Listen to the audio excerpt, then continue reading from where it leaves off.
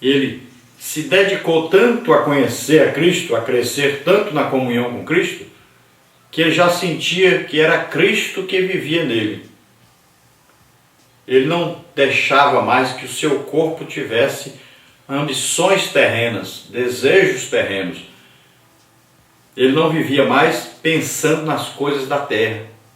Tudo que ele desejava estava lá no céu. Todo o seu desejo era para as coisas do céu, as coisas espirituais. Ele já estava vivendo como Enoque, todo o tempo, conversando com Deus, em comunhão com Deus, e o desejo era estar para sempre com Deus, até que Deus o levou. E disse: já que você quer estar aqui, já que você quer conversar comigo o dia inteiro, vem para cá. E assim é que estava a vida de Paulo. Paulo já estava em uma intimidade tão grande com o Senhor, desejando tanto estar com Ele, que nada mais importava para ele. O que ele realmente queria era estar para sempre com o Senhor. Vamos orar agora. Se você deseja aceitar Jesus como Senhor e Salvador, é a sua oportunidade. Se você que estava já preso a um outro alvo, outro objetivo, e quer voltar ao objetivo inicial da sua vida cristã, você quer voltar agora a ter como alvo, objetivo final, conhecer a Jesus, você quer abandonar o pecado, abandonar aquilo que está atrapalhando a sua carreira, olhe para o corredor que tinha ali uma pista que era toda cercadinha, que ele tinha que passar por ali. Ele não podia passar por outra parte, não podia se desviar, nem cortar as curvas. Não, ele tinha um caminho a seguir. Assim também a nossa caminhada cristã. Não podemos nos desviar do verdadeiro caminho. Jesus disse: eu sou o caminho e a verdade e a vida. Ninguém vem ao Pai a não ser por mim. Então, veja só, tem uma estrada a seguir e você tem que passar por ela. Não pode se desviar, não pode cortar caminho. Não é, porque se chegar lá no final você tiver passado por outro caminho, você não receberá o prêmio. Então, se você deseja agora voltar a este caminho correto, vamos orar juntos. Arrependa-se agora dos seus pecados. Pai querido, em nome de Jesus, nós te pedimos, Senhor, por essas vidas que se chegam a Ti.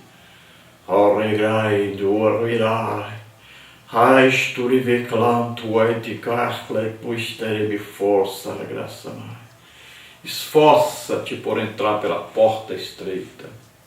Esforça-te para conseguir entrar no reino de Deus, porque o reino de Deus é conseguido pelo esforço. Ó Pai querido, em nome de Jesus, ajuda essas vidas, escreve seus nomes no livro da vida. Abençoa poderosamente, Senhor, enche-os do Espírito Santo, concede a eles, Pai, a cura física agora, em nome de Jesus. Ó Senhor, visita poderosamente essas vidas e ajuda, dando sabedoria, dando cada dia mais conhecimento de Ti. Ajuda-nos, Senhor, a prosseguir. Revela-nos cada dia mais a Tua palavra, a Tua vontade, e dá-nos forças, Senhor, para combatermos contra o mal e vencermos em nome de Jesus. Pai querido, ajuda-nos, Senhor, para que possamos combater o bom combate, Senhor, para que possamos alcançar, Senhor, o final desse combate, o final dessa corrida, e estarmos para sempre com o Senhor.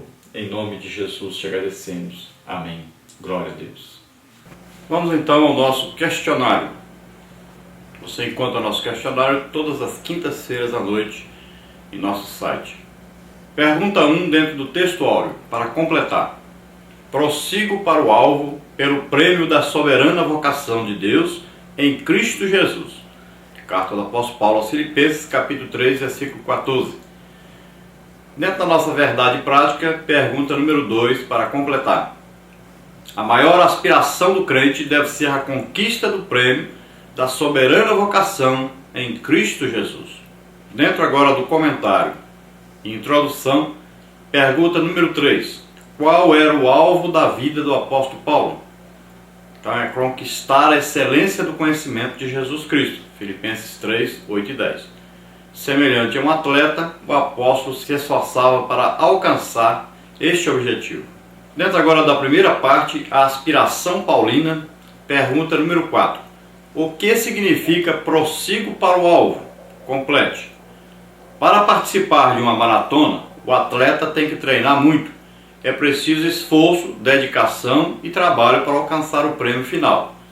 Paulo utiliza nesse texto a analogia do atletismo, a fim de mostrar aos filipenses que o crente em sua caminhada também precisa se esforçar para conhecer mais a Cristo, deixando de lado os embaraços dessa vida e o pecado, mantendo o foco em Jesus. Quando o crente deixa de olhar firmemente para o alvo, corre o risco de tropeçar e cair, podendo até abandonar a fé. Vigiemos, pois, em todo o tempo, na dependência do Senhor. Pergunta número 5. Como era o sentimento de incompletude de Paulo? Paulo sabia que havia muita coisa ainda a ser conhecida. Por isso, nunca corria sem meta. 1 Coríntios 9, 26. Mesmo estando no cárcere, o apóstolo declara estar disposto a avançar para as coisas que estavam diante dele. Filipenses 3, 13b. Paulo era um homem que confiava em Deus e assim seguia confiante, pois no Senhor ainda teria grandes desafios em seu ministério. Sua força estava em Deus. Eis porque venceu grandes lutas e foi fiel até o fim. Para vencer, temos que igualmente olhar para a frente e esquecer das coisas que atrás ficam, como está no versículo 13. Pergunta número 6. Como é o engano da presunção espiritual? Paulo não se deixou enganar pela falsa ideia de ter alcançado a perfeição. Os mestres do gnosticismo afirmavam ter alcançado tal posição e, assim, reivindicavam ser iluminados e não terem mais nada a aprender ou que desenvolver. Paulo, contudo, refutou este pensamento equivocado, demonstrando que a conquista da perfeição será para aquele que terminar a carreira e ganhar a vida eterna, pois o prêmio está no final da jornada e não em seu início ou meio. 1 Coríntios 9, 24, Gálatas 6, 9. Na parte 2, a maturidade espiritual dos filipenses, capítulo 3, versículos 15 ao 16. Pergunta número 7. O que significa a expressão somos perfeitos, como está no versículo 15? O vocábulo perfeito empregado por Paulo neste texto tem um sentido especial, pois se refere à maturidade espiritual. Em termos de recebimento do benefício da obra perfeita de Cristo no Calvário, todos nós já alcançamos tal perfeição. Neste sentido, a nossa salvação é perfeita e completa. O comentário bíblico Bacon diz, perfeitos. Neste versículo, Paulo apresenta-os servindo a Deus no Espírito, isto é, não confiando na carne. Capítulo 3, versículo 3. Pergunta número 8. O que significa a expressão andar conforme a maturidade alcançada? Como está no capítulo 3, versículo 16. Não significa caminhar segundo os regulamentos da lei mosaica, tão requerida pelos judeus convertidos a Cristo. Trata-se de andar conforme a doutrina de Cristo, seguindo aquilo que já recebemos do Senhor.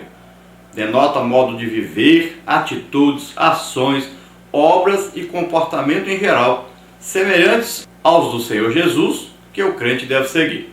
Aprendemos com Paulo que não basta corrermos, pois se realmente desejamos progredir em nossa vida cristã, devemos conhecer e obedecer aos preceitos da palavra de Deus até o dia de Jesus Cristo, como está em Filipenses capítulo 1, versículo 6.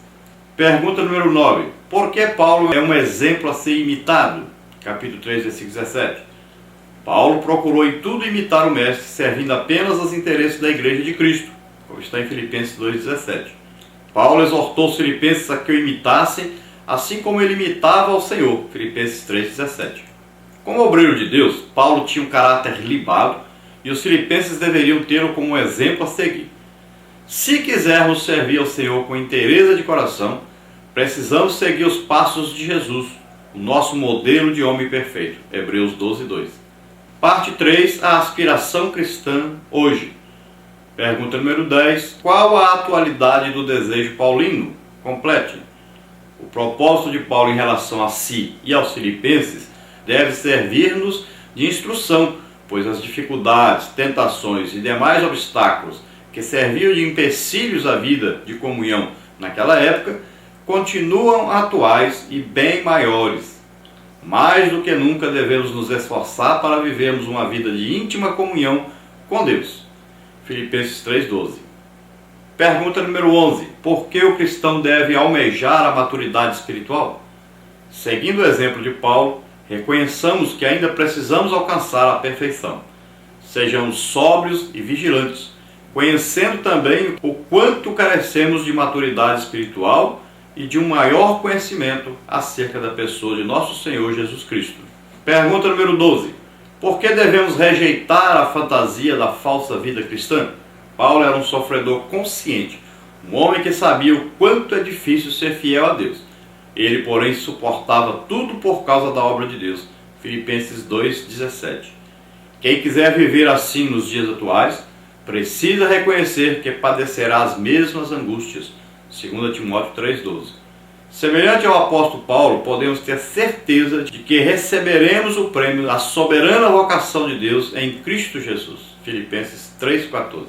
Agora, dentro da nossa conclusão, pergunta número 13 para completar.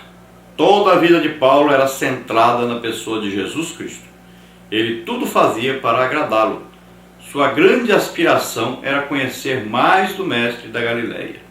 Por isso o apóstolo podia declarar: já estou crucificado com Cristo e vivo, não mais eu, mas Cristo vive em mim. E a vida que agora vivo na carne, vivo-a na fé do Filho de Deus, o qual me amou e se entregou a si mesmo por mim. Gálatas 2:20. Glória a Deus. Aleluia.